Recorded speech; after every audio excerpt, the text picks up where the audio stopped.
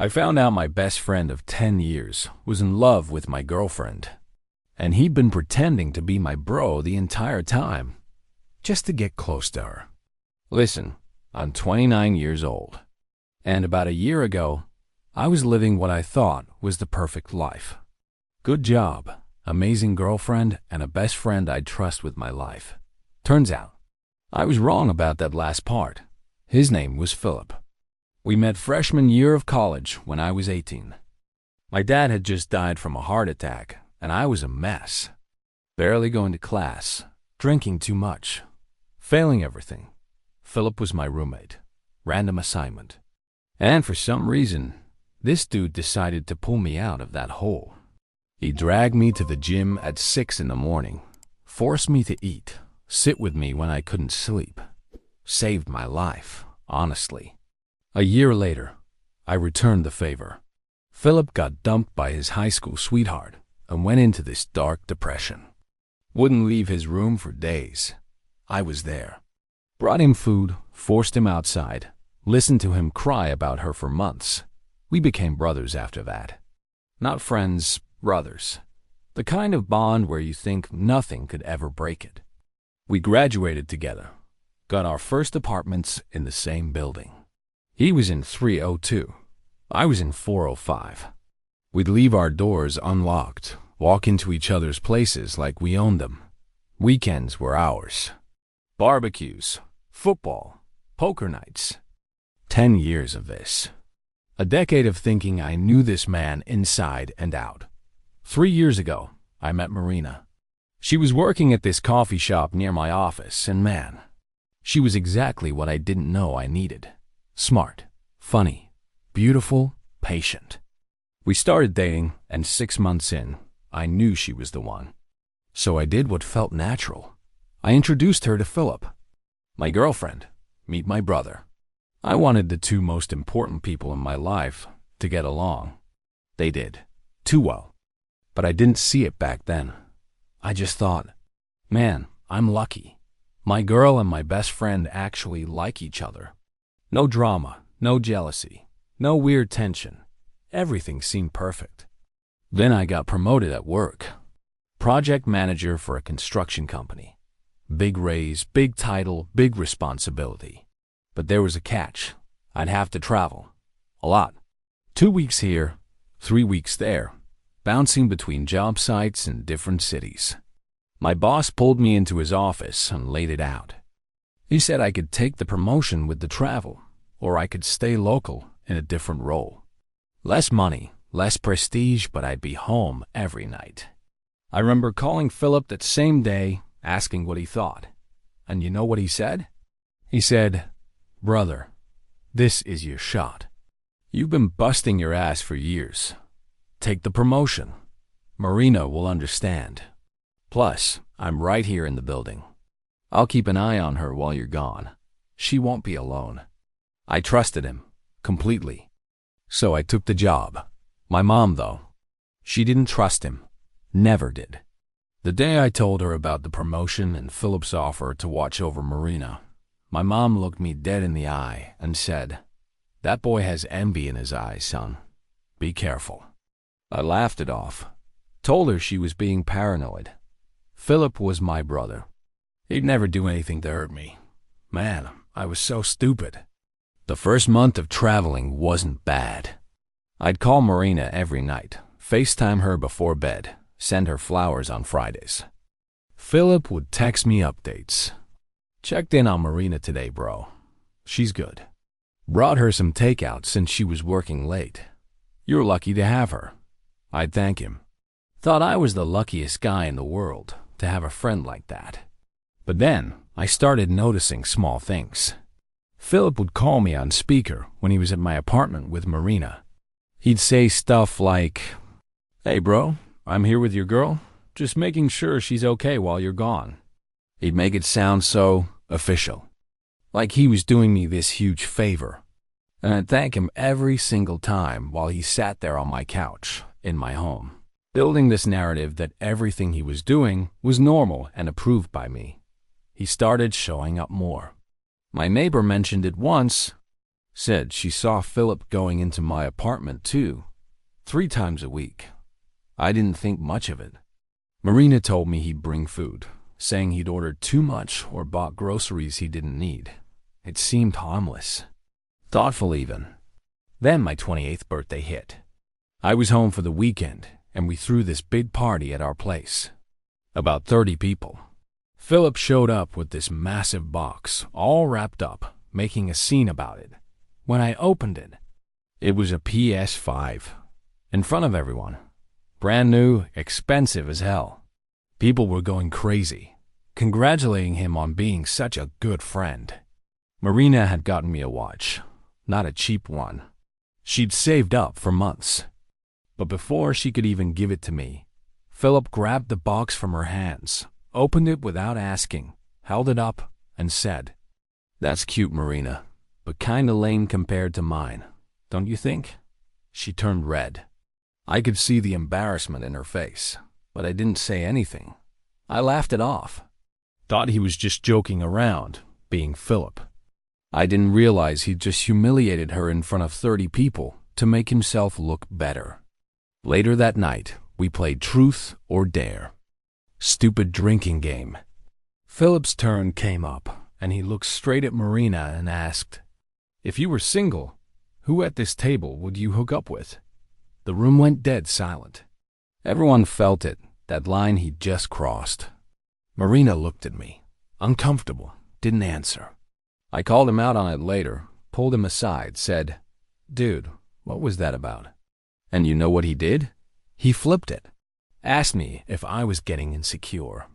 Said he was taking care of my girlfriend while I was gone, and I was questioning him over a joke. Made me feel like I was the one being unreasonable. I apologized. He told me to relax. Said Marina was safe with him. 3 months into my new travel schedule, I came home early one night to surprise Marina. I'd wrapped up a job site ahead of schedule and caught a late flight back. Didn't tell her. Wanted to see her face when I walked through the door. It was close to midnight when I got to our building. I parked, grabbed my bag, and headed up. But as I walked past the lobby windows, I saw our apartment. The lights were on, and through the living room window, I saw them. Philip was on our couch, and Marina was sitting across from him, crying. My blood ran cold. I didn't know what I was walking into, but every instinct in my body told me something was very, very wrong. I dropped my bag in the hallway and walked in. Marina's head snapped up the second she heard the door. Her face was red, mascara running down her cheeks. Philip stood up from the couch like he'd been caught doing something, but then he smiled, relaxed, like everything was fine. I looked at Marina, then at him, asked what the hell was going on. Marina started crying harder, couldn't even speak. Philip stepped forward, put his hand on my shoulder like we were still brothers, and said, "Man, I think your girl's a little confused right now. I was just trying to be a good friend, and she's misinterpreting things. Misinterpreting." That word made my jaw clench. Marina stood up, shaking, and said, "He just told me he's in love with me. That he's been in love with me since the day you introduced us." Philip's face changed. He laughed. Not a real laugh, one of those nervous, defensive laughs. He said, "Bro, come on. I was just being honest about some feelings I've been dealing with. I told her I'd never act on them because you're my best friend. She's making this sound worse than it is." I looked at Marina. She was staring at him like she couldn't believe what she was hearing. She said, "You literally just told me that if I wanted to be happy, I should leave him for you. That he doesn't prioritize me, but you would." Philip's whole demeanor shifted. He turned to me, shook his head like he was the victim here, and said, "Dude, you've been gone 2-3 weeks every month. Your girlfriend is lonely. I've been here, trying to keep her company like you asked me to. And yeah, maybe I caught feelings. I'm human, but I came clean about it because I respect you." I told her the truth instead of hiding it. And now she's acting like I'm some kind of predator. He made it sound so reasonable, like he was doing me a favor by confessing. Like Marina was overreacting. I didn't know what to say. Part of me wanted to believe him. This was Philip, my brother, the guy who saved me when my dad died. But Marina was looking at me with this desperation in her eyes, like she was begging me to see through him. Philip grabbed his jacket, said he'd give us space to talk, that I needed to calm Marina down and explain to her that he was just being a good friend. Then he looked at me and said, "You travel too much, bro. You need to take care of your girl better. This wouldn't have happened if you were more present." He blamed Mem, made it seem like I'd caused this by not being around enough. Then he left. Marina collapsed on the couch, sobbing. I sat down next to her, tried to process what had just happened. She kept saying she was sorry, that she should have told me sooner, that she didn't want me to think she'd let him on. I asked her what she meant by sooner. That's when she told me everything. 2 months ago, her sister Julia had called her, freaking out. She'd been at the grocery store near our building and saw Philip. He was following Marina, not walking near her. Following her, hiding behind aisles, watching her, waiting until she left to follow her to the parking lot. Julia confronted him, asked what he was doing. He said he was just shopping, that it was a coincidence. But Julia didn't buy it. She told Marina to be careful around him. Marina didn't tell me. She said she thought it would cause drama, that I'd think she was being paranoid, that Philip would deny it and make her look crazy. So she kept quiet, and had been halfway across the country, completely clueless. Then she told me about my birthday party, the watch incident. She said after Philip humiliated her in front of everyone, she went to the bathroom and cried. She felt so small, so embarrassed. But when she came back out, I was laughing with Philip, playing games, acting like nothing had happened. She thought maybe she was being too sensitive. Then came the truth or dare question. Who would she hook up with if she was single? She said that was the moment she realized Philip wasn't joking around. He was testing boundaries, seeing how far he could push before someone called him out. And when I confronted him later, he flipped it on me, made me apologize to him. She said she started feeling uncomfortable around him after that, but he'd already built this narrative with me, that he was watching over her, that I'd asked him to take care of her.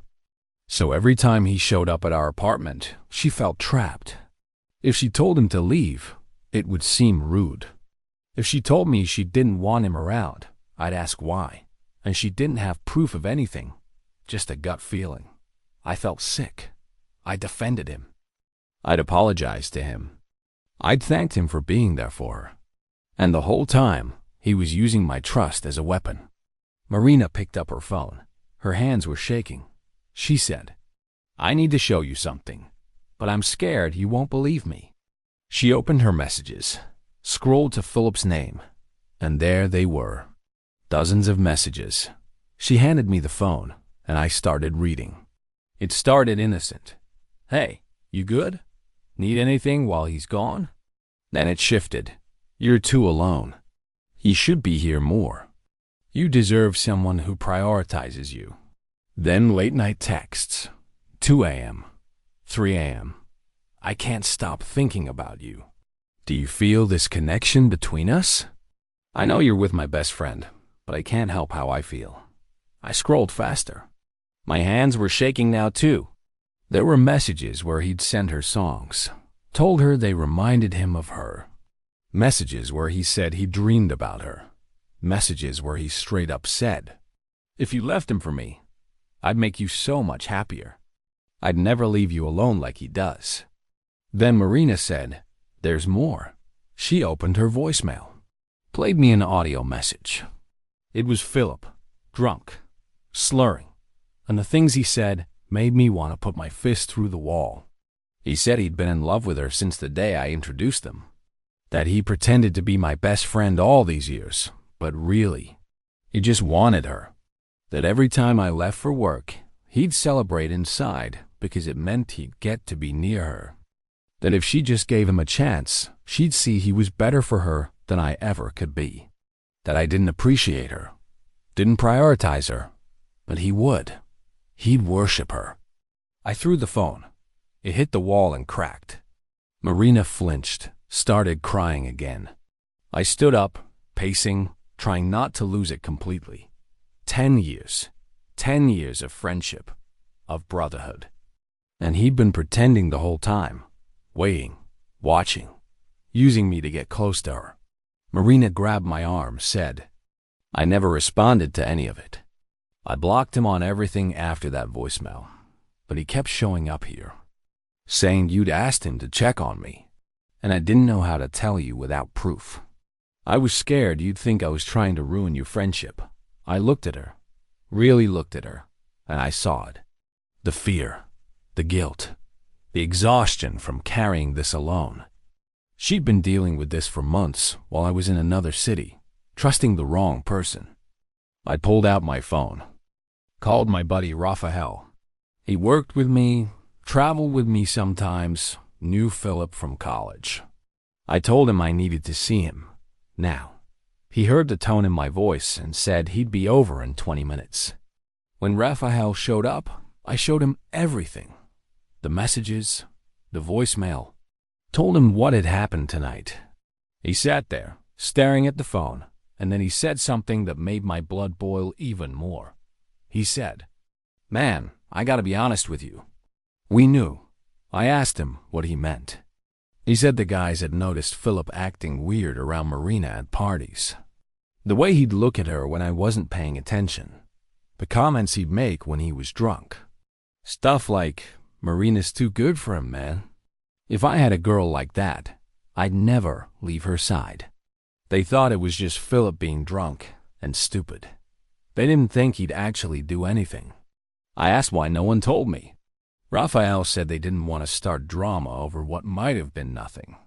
That they figured if it was serious, Marina would tell me herself. Everyone knew or suspected, and no one said a word. I told Raphael I needed his help. I wasn't going to beat Philip's ass. I wasn't going to scream at him or send him angry texts. I was going to do something worse. I was going to destroy him socially. Make sure everyone knew exactly who he was. Raphael asked what I had in mind. I told him, we're throwing a party. A farewell party. I'm going to tell everyone I got a permanent promotion in another city and I'm moving. Philip will come. He'll think he's about to have Marina all to himself. And then I'm going to show everyone what he really is. That night, I couldn't sleep. I kept replaying everything in my head. The birthday party, the grocery store, the messages, the voicemail, and I realized the signs were always there. I just didn't want to see them. But I saw them now, and Philip was about to pay for every single one. The next morning, I called my boss. Told him I needed to take a week off for a family emergency. He approved it immediately. I wasn't going anywhere. I was staying right here to plan this. First step was creating the story. I posted on social media that I'd gotten a massive promotion. Permanent position managing projects in another state. Bigger salary, corner office, the whole deal. But it meant relocating. Permanently. I made it sound like the opportunity of a lifetime that I couldn't pass up. The responses came flooding in. Congratulations. So happy for you. We'll miss you. And then, Philip's message. He said, Brother, I'm so proud of you. You deserve this. But man, I'm gonna miss you like crazy.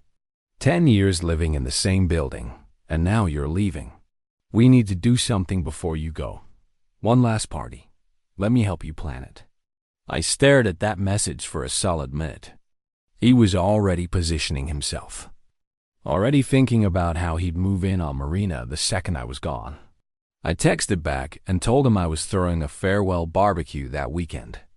25 people. Our whole crew from college, work, the neighborhood. He responded in seconds. Said he'd be there. Wouldn't miss it for the world. Hook, line, and sinker. While I was setting this up, my phone rang. Unknown number. I almost didn't answer, but something told me to pick up. It was a woman's voice. She said, "Is this the guy dating Marina? Philip's friend?" I said yeah, asked who she was. She said her name was Carol, and that name hit me like a truck. Carol was Philip's ex-girlfriend from years ago, the one who destroyed him, the one I'd helped him get over. She said she'd heard through mutual friends that Philip had been trying to get with Marina, that people were talking about it, and she needed to warn me about something. I asked her what. She took a deep breath and said, "He did the exact same thing to me." My stomach dropped. She explained that when they first met, Philip wasn't her boyfriend. He was her boyfriend's best friend. They'd all hung out together. The boyfriend trusted Philip completely, and Philip used that trust to get close to her. Showed up when the boyfriend wasn't around, brought her food, listened to her complain about relationship problems, made himself seem like the better option. Eventually, she left her boyfriend for Philip. And the second she did, Philip changed, got distant, started flirting with other girls, dumped her 6 months later, and said he'd realized she wasn't what he wanted after all. She said she later found out he'd done it just to prove he could, to win. It was never about loving her. It was about taking her from someone else. She said, "He's a predator. He finds women in relationships, convinces them their boyfriend isn't good enough, swoops him like a hero, and then discards them when the thrill is gone. I should have warned people years ago, but I was too embarrassed. Please don't let him do this to Marina." I thanked her, told her I was handling it. When I hung up, I sat there staring at the wall. Everything made sense now. This wasn't about Marina. This was about me. About proving he could take something from me. About winning some sick game I didn't even know we were playing. I called Raphael back, told him what Carol had said. He went quiet for a second, then said, "Man, there's more.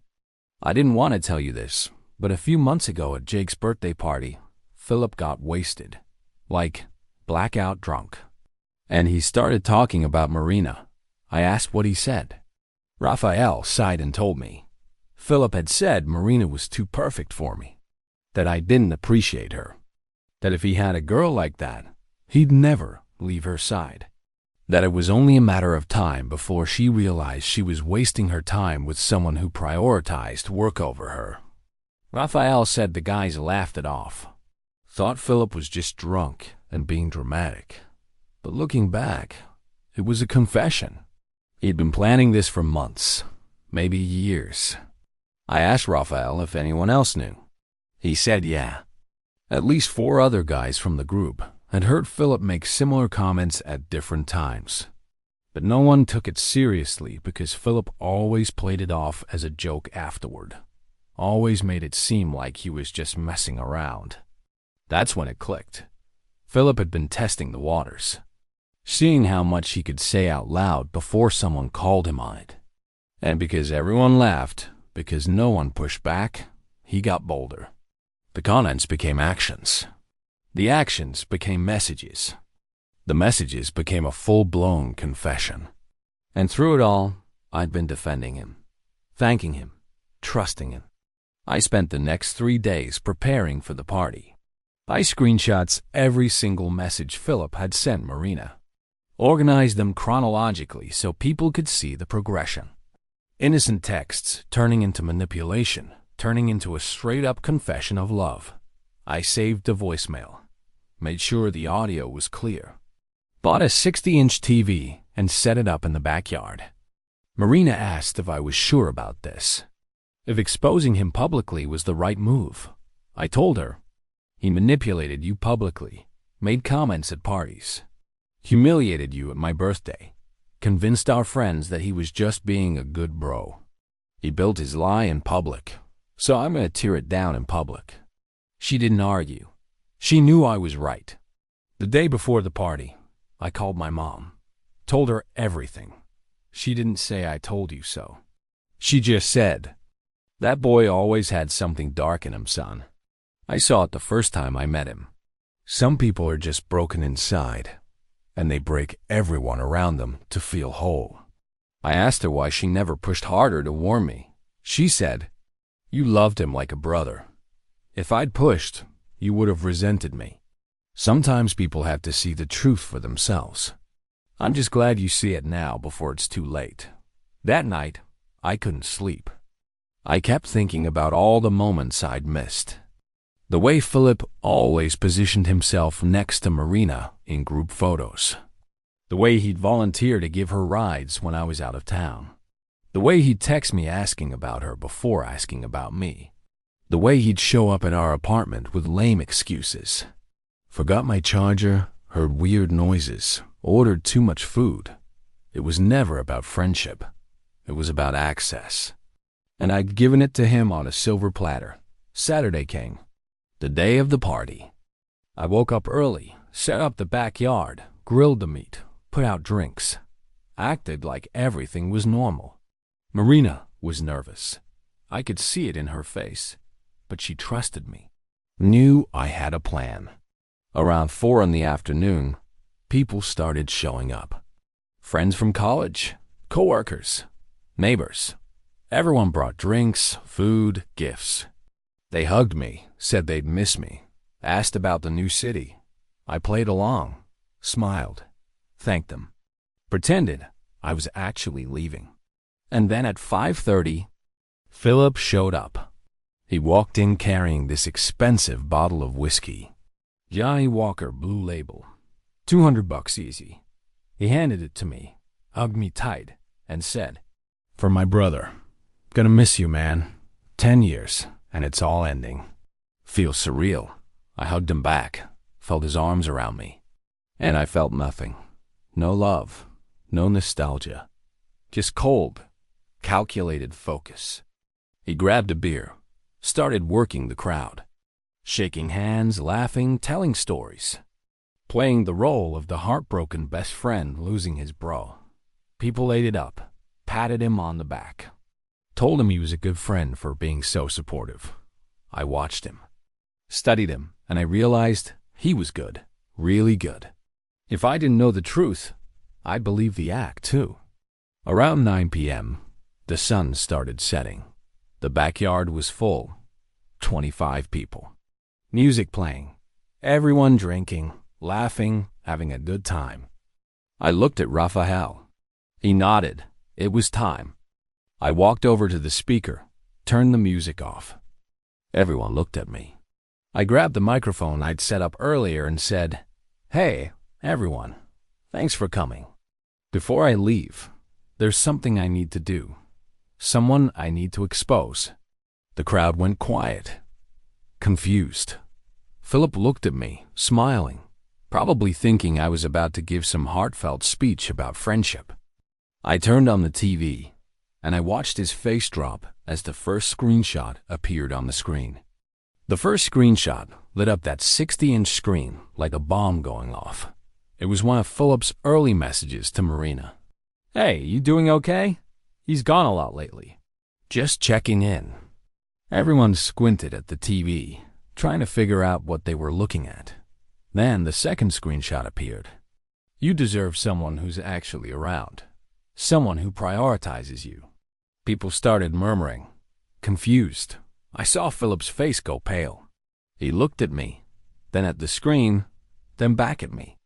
His mouth opened like he was about to say something, but nothing came out. Third screenshot. "I can't stop thinking about you.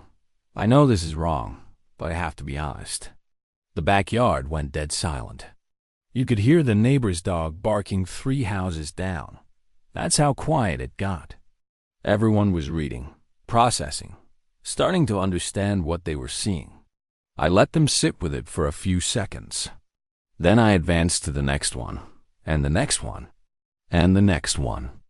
A full progression of messages spanning 3 months. Innocent concern turning into emotional manipulation, turning into a straight-up confession of love. All time-stamped. All from Philip's number. Someone in the crowd said, "Is that Philip?" I didn't answer. Just kept clicking through. The messages got worse. More desperate. More aggressive. If you left him for me, I'd make you happier. I'd never leave you alone like he does. You're wasting your time with someone who doesn't see your worth." Philip finally found his voice. He said, "Bro, wait, this is out of context. Let me explain." I ignored him. Click to the next slide. It was a screenshot of the call log from Marina's phone. 53 calls from Philip's number, most of them between midnight and 4 a.m. Calls I never knew about because I was asleep in hotel rooms across the country, trusting my brother to take care of my girl. People started turning to look at Philip. I could see it in their faces. The disbelief. The disgust. Someone said, "Dude, what the hell?" Philip's voice got louder.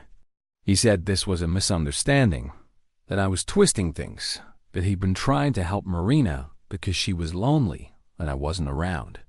He looked at the crowd, tried to appeal to them, told them I was making him look bad because I was insecure about traveling so much. That's when I played the audio. I'd connected my phone to the Bluetooth speaker earlier, the same speaker we'd been playing music on all night. I hit play, and Philip's voice filled the entire backyard. His drunk, slurring, pathetic voice. He said, "I've been in love with you since the day he introduced us. I know you're with my best friend, but I can't help it. Every time he leaves for work, I celebrate inside because it means I get to see you. I pretend to be his friend, but really, I just want you. If you gave me one chance, I'd show you how much better I could treat you. He doesn't appreciate you. He doesn't see you. But I do. I see everything." The audio kept playing. People's mouths were hanging open. Some of the girls in the crowd looked horrified. The guys looked angry. And Philip looked like he wanted to disappear into the ground. The audio ended. Nobody moved. Nobody spoke. Just stared. Then Philip tried to save himself. He said it was a joke, that he'd been drunk and messing around. The Marina knew he was kidding. He turned to her, desperate, and asked her to tell everyone it wasn't serious. Marina stood up, walked to the middle of the backyard where everyone could see her, and she pulled out her phone. She said, "You want me to tell them the truth? Fine." She opened her messages, held up her phone so people nearby could see. These are the same messages, word for word, same timestamps, same number. She scrolled through them, showed people the progression. Some of the girls crowded around her, reading over her shoulder. One of them said, "Oh my God, this is insane." Marina's voice cracked, but she kept going. She said Philip had been harassing her for months, that he'd call her in the middle of the night, that he'd show up at our apartment uninvited, that he'd follow her to the grocery store, that he'd made her feel guilty for being uncomfortable because I'd asked him to watch over her, that every time she tried to create distance, he'd text me and say she was acting weird, making me question her. She looked at Philip and said, "You manipulated both of us. You used his trust to get to me. And when I rejected you, you tried to make me seem like the problem." The crowd erupted. People started yelling. Raphael stepped forward and told Philip to get out, called him a snake, a fake, a piece of trash. Other guys joined in. People I'd known for years, people who'd been friends with Philip too, all turning on him at once. Someone yelled, "You sat here for 10 years pretending to be his brother." Philip tried to defend himself. Said he'd fallen in love and couldn't control his feelings, that love makes people do crazy things, that he never actually crossed a line physically, so it shouldn't matter. I finally spoke, told everyone that this man I'd called my best friend, my brother, had spent months trying to steal my girlfriend while pretending to help me, that he'd convinced me to take a job that required travel, knowing it would give him access to her, that he'd manipulated her, gaslit her, and when none of it worked, he tried to make me think she was the problem. I said, he didn't just betray me. He betrayed all of us. Every person here who thought he was a good guy. Every person who trusted him. He's been wearing a mask for years, And tonight you're seeing who he really is. The crowd started chanting for him to leave. People were furious. Some of Marina's friends were crying. The guys were ready to physically throw him out. Philip's eyes were red. He looked around at everyone, saw nothing but anger and disgust, and realized there was no coming back from this. He grabbed his jacket, said, "We'd all regret this, that the truth would come out eventually." Raphael got in his face, told him the truth was already out, that everyone saw the messages, heard the audio, knew exactly what kind of person he was, told him to leave before things got worse. Philip looked at me one last time. I stared back, cold, emotionless. He'd burned a 10-year bridge in 3 months, and now he was standing in the ashes, wondering why everything was on fire. He walked out. Didn't run. Walked. But I could see his shoulders shaking. Could tell he was crying. The second he disappeared around the corner, the backyard exploded. People came up to me, hugged me, said they were sorry they didn't see it sooner. Some of them admitted they'd heard Philip make weird comments, but didn't think he'd actually do anything. Marina was surrounded by friends, people apologizing to her, telling her she didn't deserve any of it.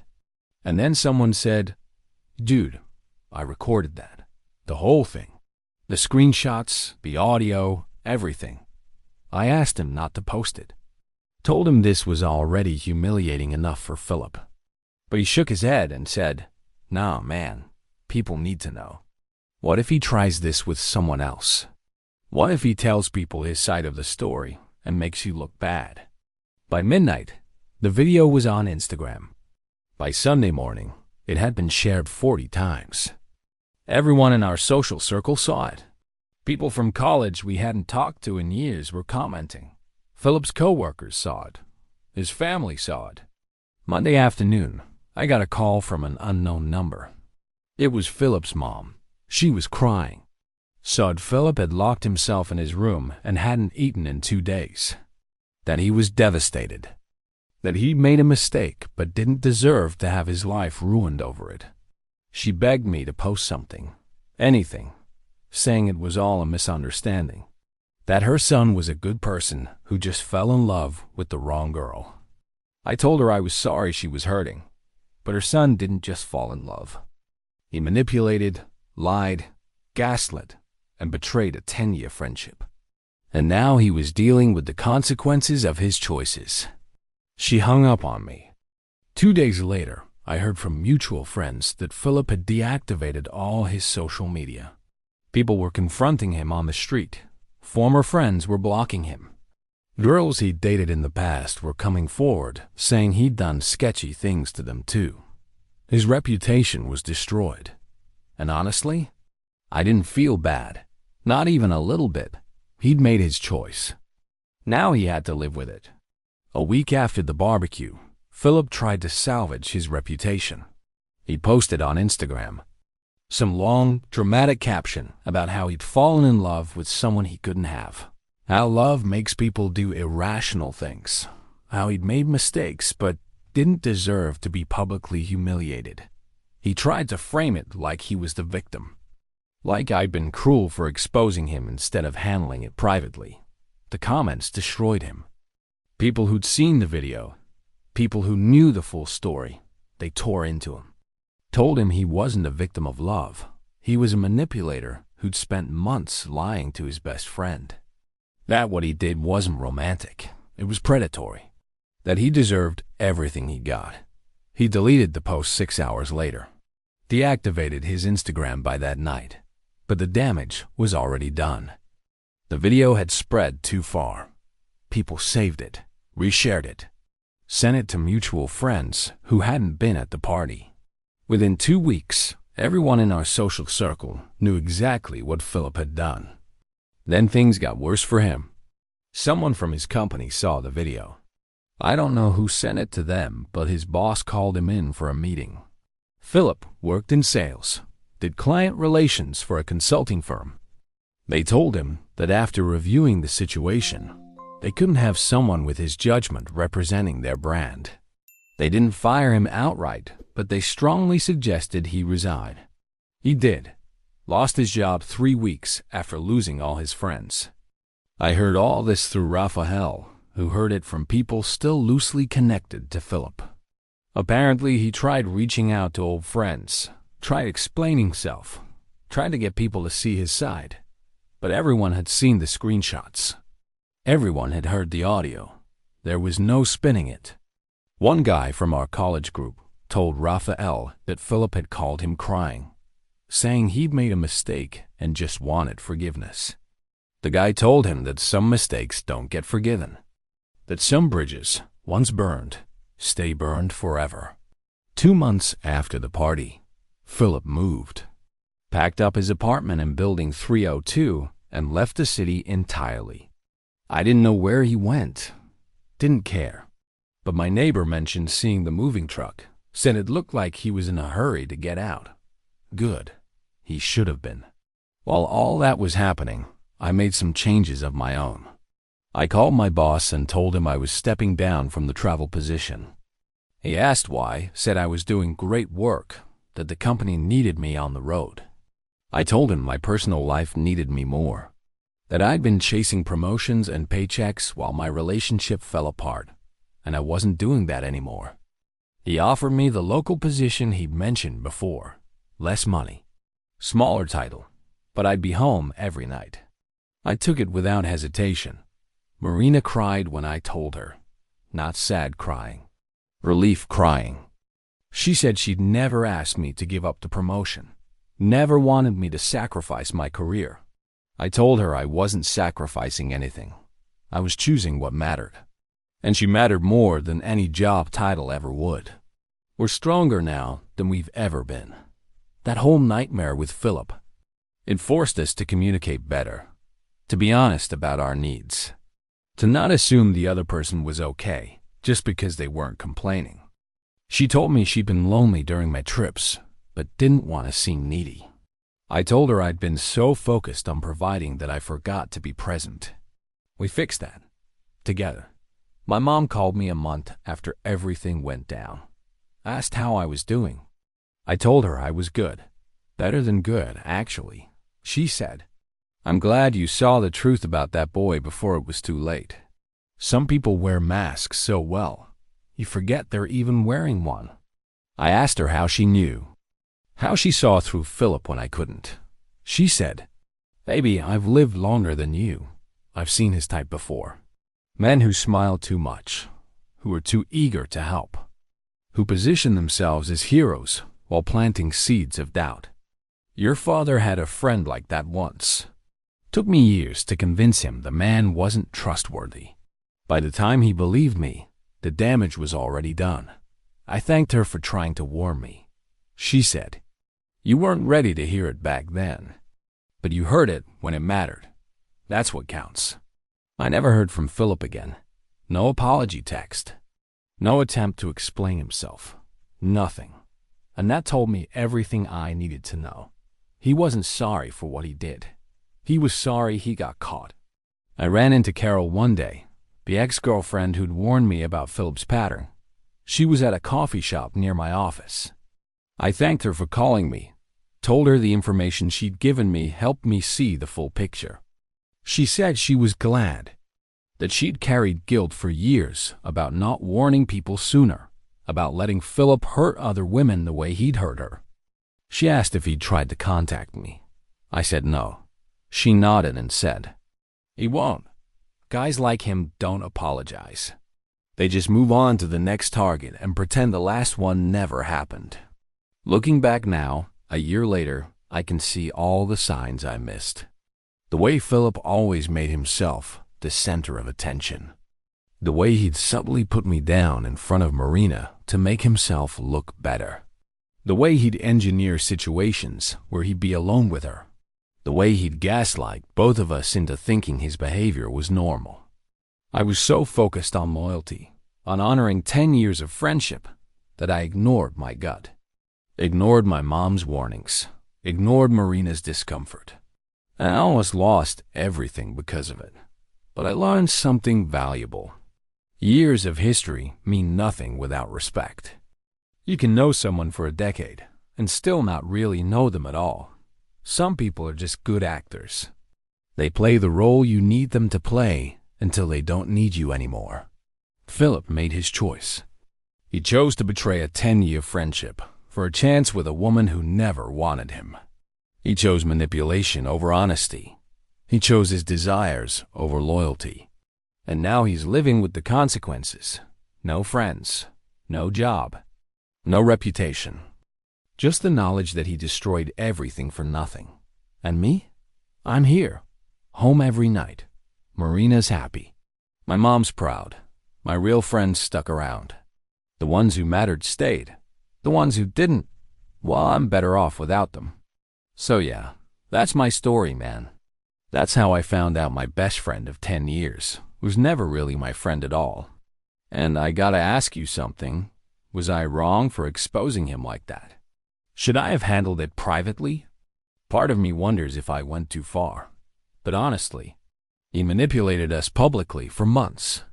Made himself look like the hero in front of everyone. So when the truth came out, it came out the same way, in front of everyone.